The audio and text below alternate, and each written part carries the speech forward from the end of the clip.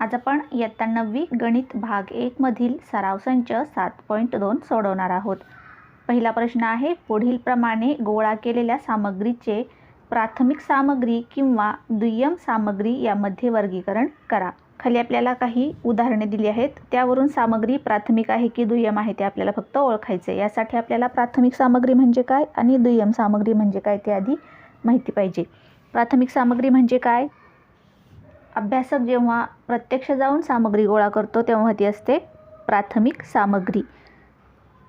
आणि दुय्यम सामग्री म्हणजे काय, तर काही परिस्थितीत वेळ किंवा साधनांचा अभाव असतो, त्यामुळे प्रत्यक्ष जाणे शक्य नसते। अशा वेळी काय करतात, कार्यालयीन दस्तऐवज किंवा प्रसिद्ध झालेली सामग्री किंवा सरकारी विभागात उपलब्ध असलेली सामग्री किंवा इतर ठिकाणी असलेले शोध, प्रबंध, निबंध या स्वरूपात असलेली सामग्री वापरली जाते, तिला म्हणतात दुय्यम सामग्री। पहिलं उदाहरण वाचूया आणि ठरवूया की ही सामग्री प्राथमिक आहे की दुय्यम आहे। पहिलं उदाहरण आहे, प्रत्यक्ष वर्गात जाऊन शाळेतील प्रत्येक वर्गातील विद्यार्थ्याची हजेरीची माहिती गोळा केली।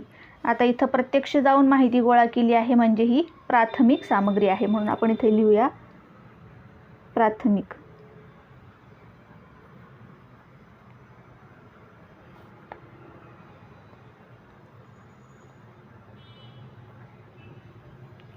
दुसरं उदाहरण, प्रत्येक विद्यार्थ्याच्या उंचीची माहिती वरिष्ठ कार्यालयास तातडीने पाठवायची असल्याने शाळेतील शारीरिक शिक्षण विभागातील नोंदींवरून माहिती गोळा केली।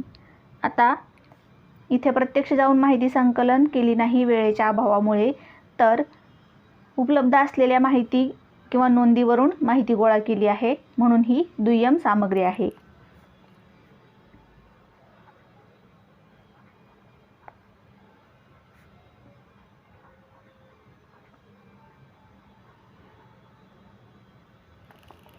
तीन, नांदपूर येथील प्रत्येक कुटुंबातील शालाबाह्य विद्यार्थ्यांची माहिती प्रत्यक्ष घरी जाऊन गोळा केली।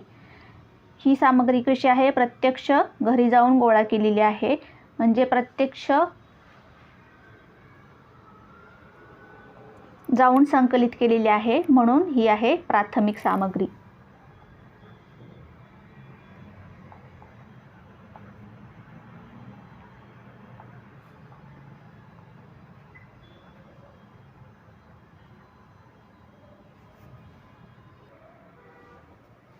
चार, विज्ञान प्रकल्पासाठी प्रत्यक्ष जंगलात जाऊन जंगलातील झाडांची पाहणी करून माहिती गोळा केली।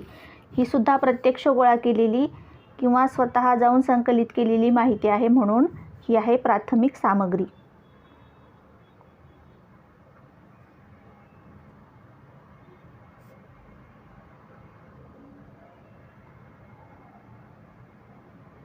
या सराव संचामध्ये एवढी 4च उदाहरणे होती।